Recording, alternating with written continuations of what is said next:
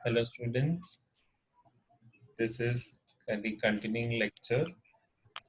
Yesterday हमने क्या कर लिया था? We have understood about the merits of census. Okay, अपन ने merits पूरे cover कर लिए थे. आज अपन demerits पढ़ेंगे. कौन से method के? We will be studying demerits of census method. Okay, सबसे पहला demerit आपके books में साफ साफ दिख रहा है. That is costly. अब कॉस्टली। ये कॉस्टली क्यों है बेटा? Why it is costly? इसको हम कॉस्टली क्यों मानते हैं? क्यों कॉस्टली है? सर क्योंकि क्योंकि हम ज्यादा पॉपुलेशन हाँ ज्यादा पॉपुलेशन को कवर करेंगे, हम एक एक जनों के पास जाएंगे, उनसे इंफॉर्मेशन निकालेंगे. So if you are covering each and every person, so what will happen? It will cover a huge cost. Okay, वही अगर मैं सैम्पलिंग करता तो मुझे इतने कॉस्टिंग नहीं लगती. अगर मैं एक एक पर्सन के पास जाके इंफॉर्मेशन कलेक्ट कर रहा हूँ तो ये मेरे लिए क्या हो जाएगा? कॉस्टली हो जाएगा. ठीक है. So generally only the government और सम बिग इंस्टीट्यूशन, मोस्टली इसे कौन यूज करता है? या तो गवर्नमेंट या तो कौन से बिग इंस्टीट्यूशन जो है वो इसे यूज करते हैं. Okay, so here basically who are using it? Generally it is the government or other institutions which are using it. Just a second. So first limitation or first demerit as I discussed was it is very much costly और इसे सिर्फ government ही approve कर सकती है या फिर कोई big companies. Second बेटा आपके सामने लिमिटेशन है, that is large man power. दिख रहा है उसमें? Yes sir. अब मैन पावर की रिक्वायरमेंट क्यों है बेटा? Because you are involving more population. अगर मान के चलो मुझे सिर्फ इंदौर की ही डाटा कलेक्ट करनी है तो इंदौर के लिए मुझे कितने लोग चाहिए रहेंगे? बहुत ज्यादा लोग चाहिए रहेंगे. I need huge man power. So when you are going for census तो आपको ज्यादा मैन पावर की जरूरत है, और अगर ज्यादा मैन पावर आएगी सो व्हाट विल हैपन? उनको आपको क्या करना पड़ेगा? You have to pay them wages and salary. Again अब जब उनको वेजेस और सैलरी दोगे तो क्या हो जाएगा? This will again be a costly method. So large man power is also required. फिर थर्ड इसमें आपको दिख रहा है not suitable for large investigation.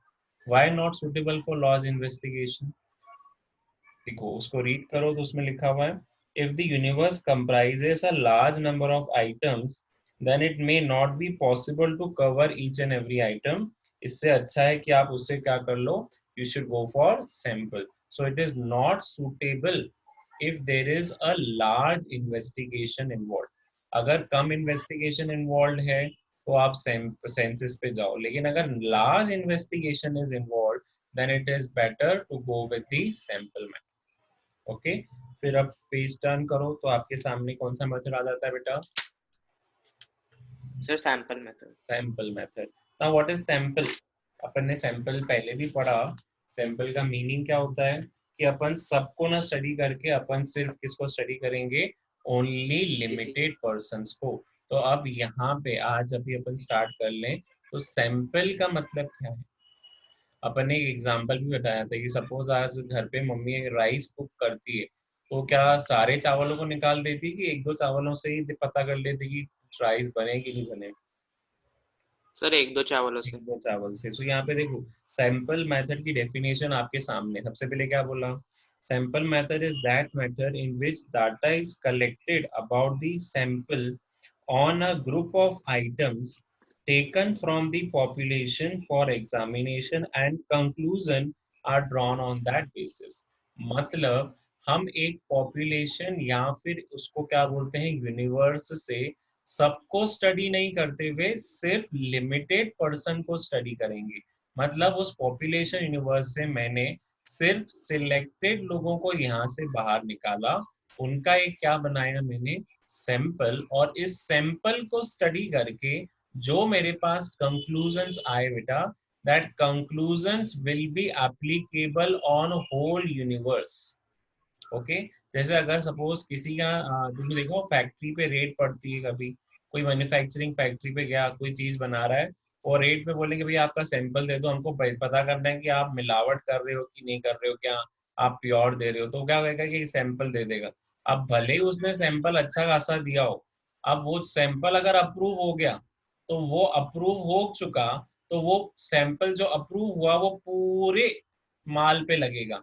अब उस हो सकता है कि उसने जो सैंपल दिया वो अच्छा दिया हो, और जो अदर प्रोडक्ट्स वो बना रहा उसमें उसने मिलावट करके रखी हो, तो सैंपल का जो भी रिजल्ट आएगा तो वो किस पे एप्लीकेबल होगा? It will be applicable on all over the universe.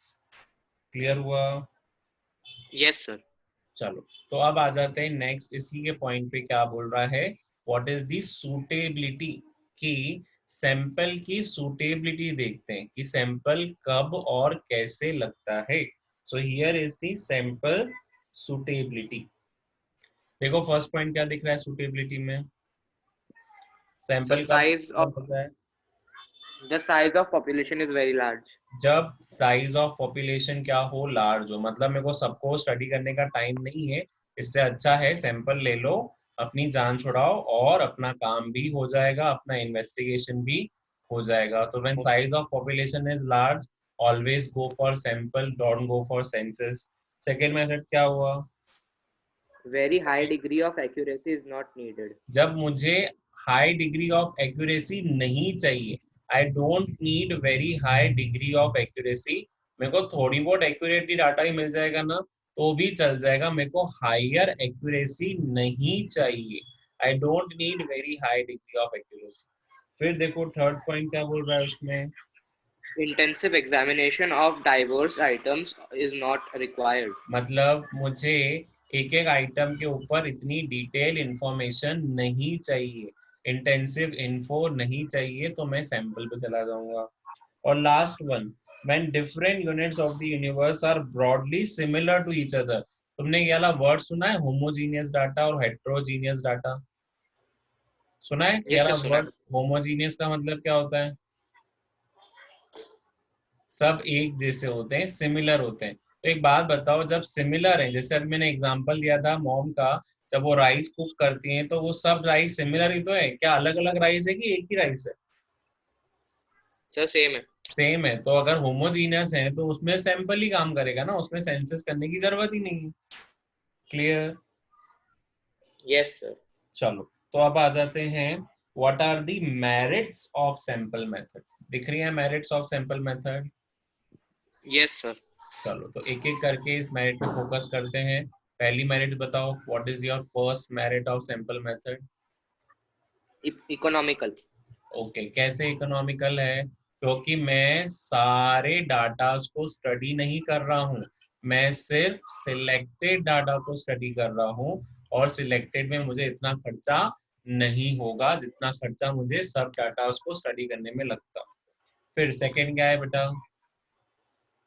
Time saving. Time saving है, क्योंकि तीन चार जनों का सैंपल को स्टडी कर लिया और जो कंक्लूजन आया वो सब पे लगा दिया, that is helping in time saving.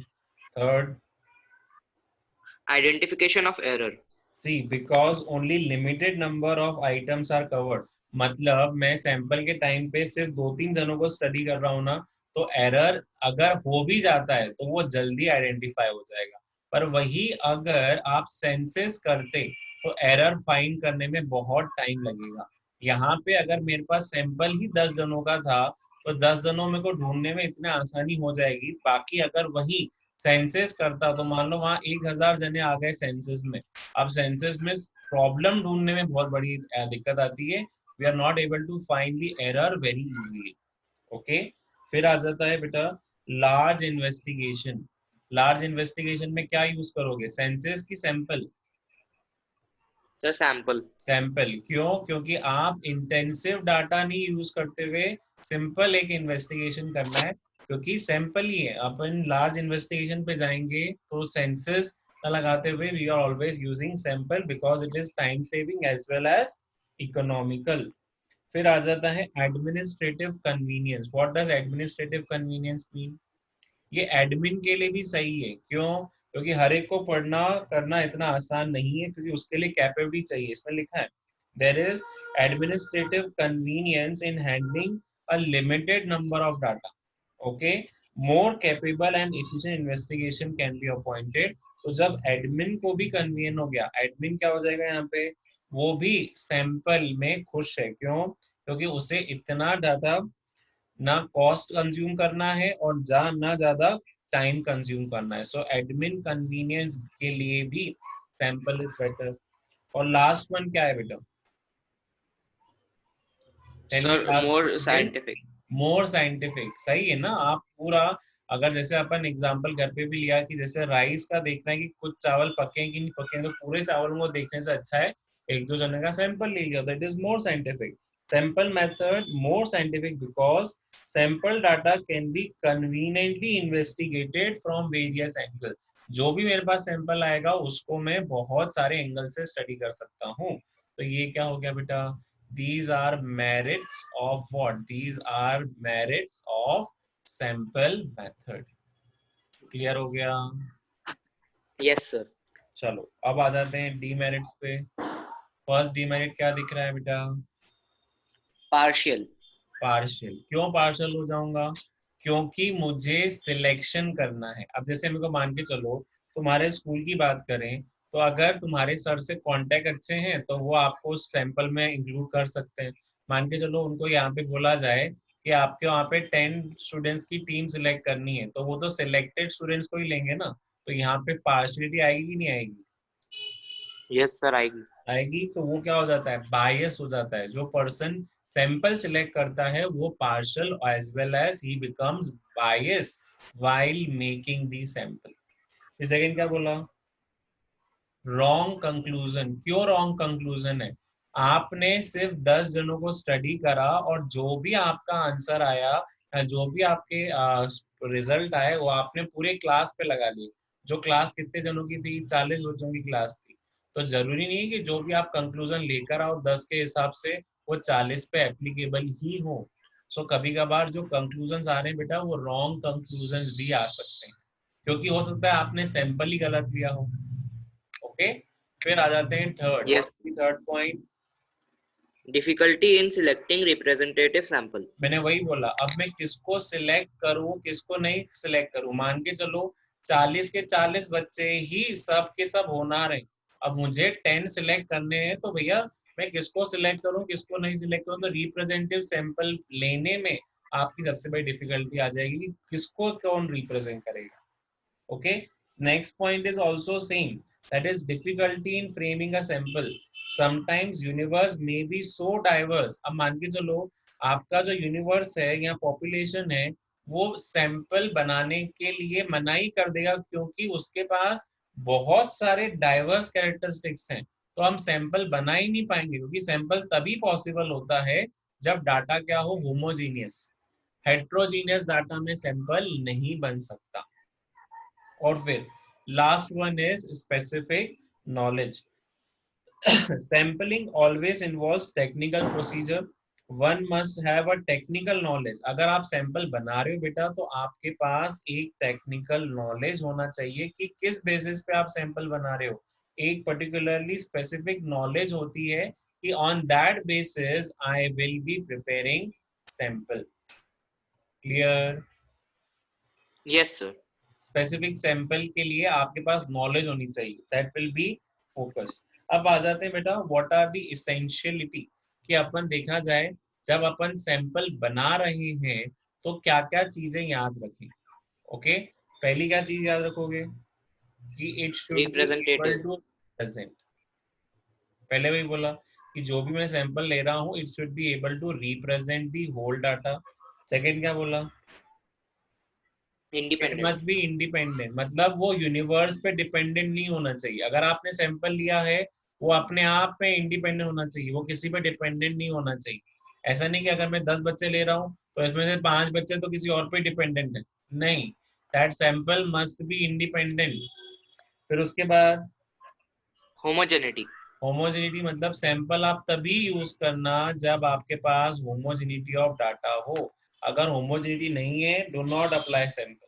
देखो इसमें लिखा है if more than one sample are selected from a universe, these samples should be homogeneous and are not contradictory। मतलब मान के चलो अब मेरे को और 10 जने बच्चों का गैप बनाना है, तो आपने पहले जब 10 जने लिए थे तो उसमें जो आपने कैरेक्टरिस्टिक्स रखे थे वही नेक्स्ट 10 में भी कैरेक्टरिस्टिक्स रखना। तो ये जो दो सैंपल बना रहे हो उसमें भी होमोजेनिटी होनी चाहिए। लास्ट वन क्या बोला उसने? एडुकेसी। Adequacy Education. मतलब अरे 40 बच्चों में से कम 10 जनों को सैंपल लो। ऐसा नहीं कि 40 बच्चों में से सिर्फ मैं 2 जनों को सैंपल ले रहा हूँ। क्या ये एडुकेट सैंपल है? No, sir. So adequacy must be maintain कि अगर 40 बच्चों का है तो एटलीस्ट 10 जने तो 125% पॉपुलेशन तो हो, तो जाके वो पूरे सैंपल एडुकेट माना जाएगा। इज दिस सर एक क्लियर? डाउट था हाँ बेटा बोलो। सर, ये इंडिपेंडेंट वाला पॉइंट समझ में नहीं आया। बेटा इंडिपेंडेंट का मतलब मान के चल, जो ये 10 सैंपल में ले रहा हूँ, मान के अगर 40 में से मुझे 10 सिलेक्ट करने हैं, तो ये जो 10 सिलेक्ट कर रहा हूँ दे शुड बी इंडिपेंडेंट। वो किसी और पर्सन पे डिपेंडेंट नहीं होना चाहिए। ऐसा नहीं कि जो 10 बच्चे तुमने सिलेक्ट कर रहे हैं, तुम बोल रहे हो कि ये बहुत अच्छे हैं, मान के चलो कि अगर आप एक कंपटीशन रख रहे हो, फुटबॉल कंपटीशन, और मुझे फुटबॉल प्लेयर्स ही सिलेक्ट करने, तो भैया इन 10 में से 5 तो ये बोले कि हम खेलेंगे तभी जब ये अलग से तुम 5 को लेकर आओगे। तो वो डिपेंडेंट हो गए उन नेक्स्ट वाले 5 पे, इसलिए वो उनके जो पहले वाले 5 उनके साथ मैचअप नहीं कर पा रहे। तो जो सैंपल आप सिलेक्ट कर रहे हो that should always be independent. उसका जजमेंट, उसका particular thing, it should be independent. वो किसी और चीज पे डिपेंडेंट नहीं होना चाहिए। आई समझ में क्रिश? Yes sir. ओके चलो, सो अब आ जाते हैं मेथड ऑफ सैंपलिंग पे। अपन ज्यादा ना पढ़ते हुए इसमें एक दो पढ़ेंगे। We will be seeing what are the methods of sampling, but this topic is being deleted this time.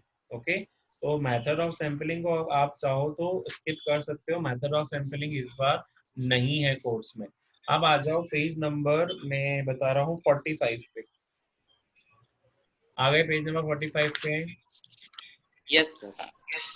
अब देखो उसमें जो दिया हुआ है last topic of this, that is census and sample के बीच में डिफरेंस दिख रहा है। अ comparative look between census and sample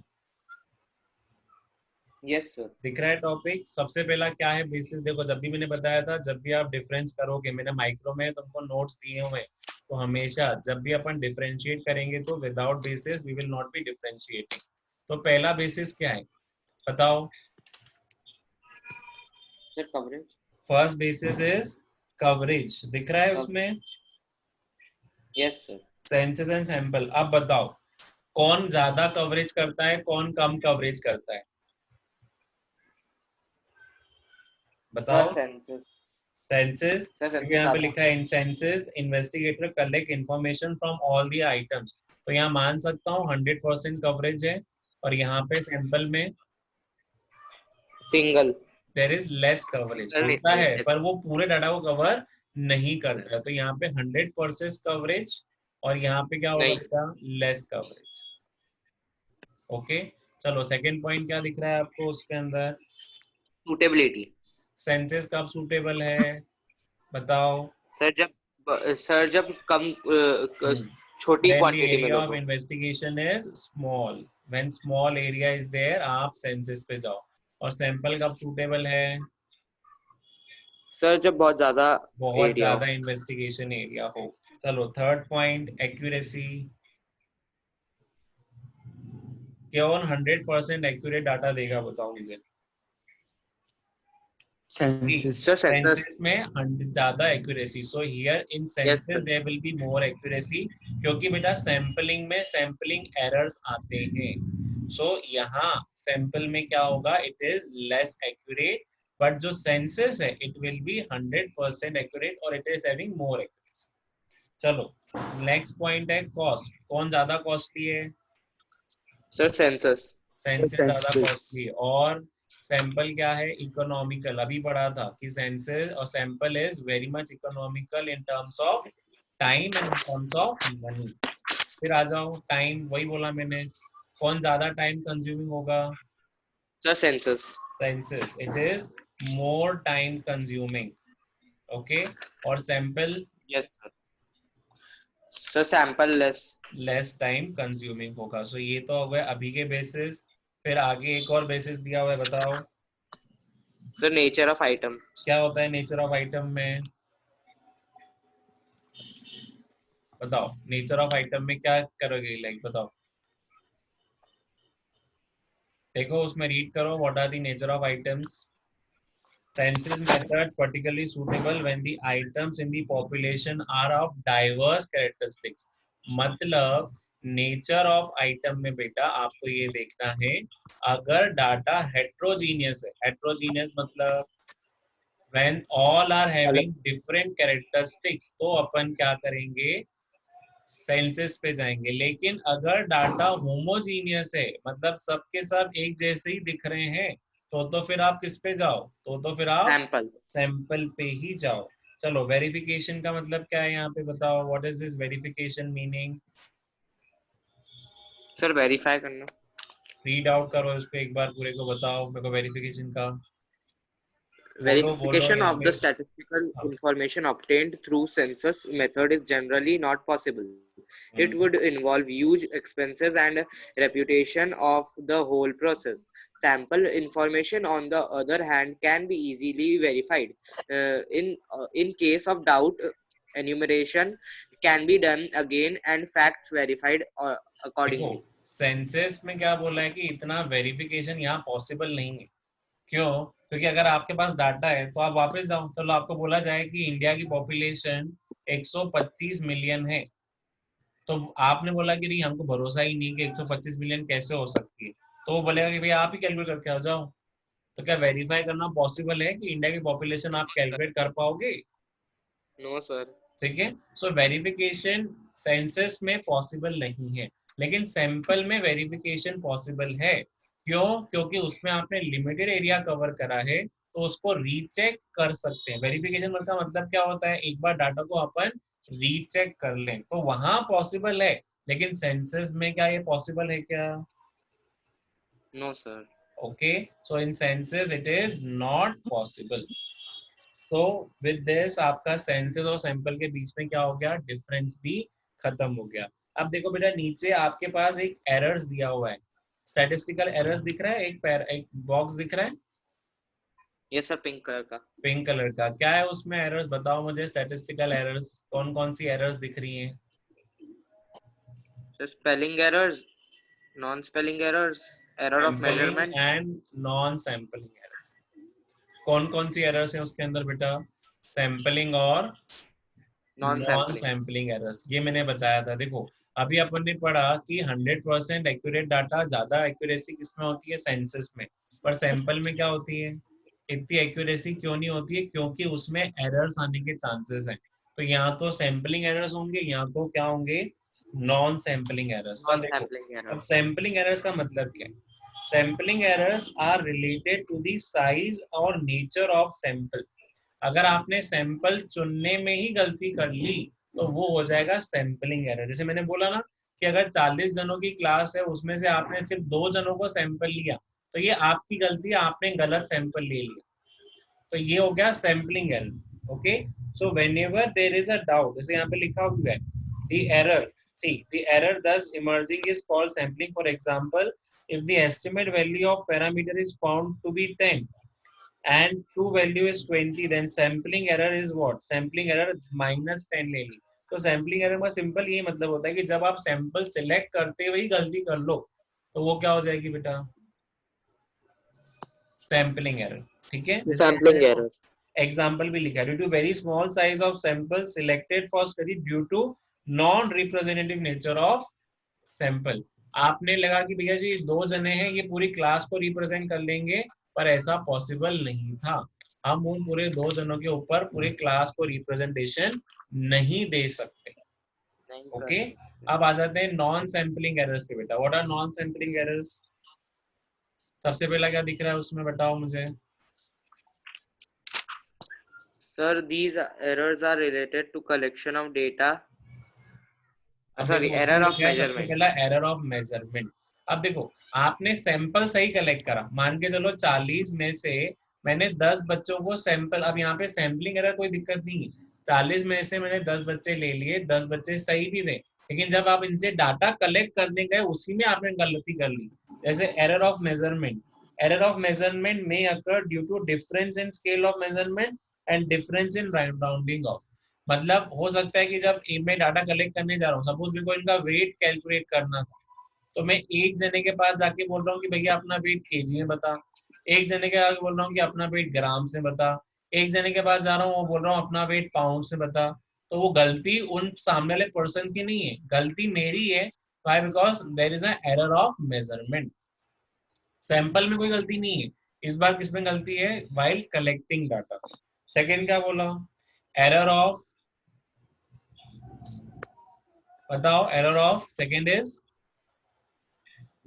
non response. Non response. मतलब ये 10 जने अब रिस्पॉन्स ही नहीं कर रहे।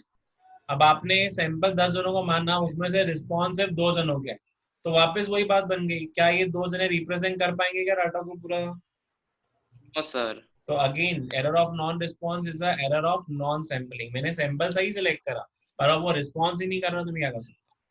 Next third error is what? Tell me. Error of mis misinterpretation. Now what is misinterpretation? वो बता अलग रहा है और आप इंटरप्रेट अलग कर गए। जैसे मैंने बोला कि भैया मेरे को बता तू ग्राम में, पर वो बता किस में रहा है? वो केजी में बता रहा है। सो आप क्या कर रहे हो? मिस इंटरप्रिट कर रहे हो उसके डाटा को। So whenever there is misinterpretation of data, that will be error of misinterpretation. यहाँ पे लिखा है it arises when respondent fails to interpret the question. आपने क्वेश्चन केजी में पूछा लेकिन वो बता किस में रहा है? ग्राम में। तो ये उसकी गलती है, आपकी गलती नहीं है। फिर उसके बाद एरर्स ऑफ कैलकुलेशन दिख रहा है उसमें। अब यस देखो सर। कैलकुलेशन करते वक्त एरर आ गया, तो वो सैंपल की गलती नहीं है, या आपकी गलती है कि आपने एरर ऑफ कैलकुलेशन करा है, एरर ऑफ अर्थमेटिक करा है। और लास्ट में एरर ऑफ सैम्पलिंग बायस। मैंने वही बोला कि जब मैं सैंपल बनाने वक्त अगर बायसनेस दिखा दी, तो यहाँ पे सैम्पलिंग की गलती नहीं है, ये नॉन सैम्पलिंग एरर है। It occurs when for some reason a part of target population cannot be included in the choice of sample. अब सैम्पलिंग बायसनेस मैंने वहां पे लिख ही लिया कि भैया जिनके 70% से ऊपर होंगे वही इस सैंपल में आएंगे, तो ये क्या करा? तो ये रीजन क्या हो गया? ये रीजन हो गया सैम्पलिंग बायसनेस का।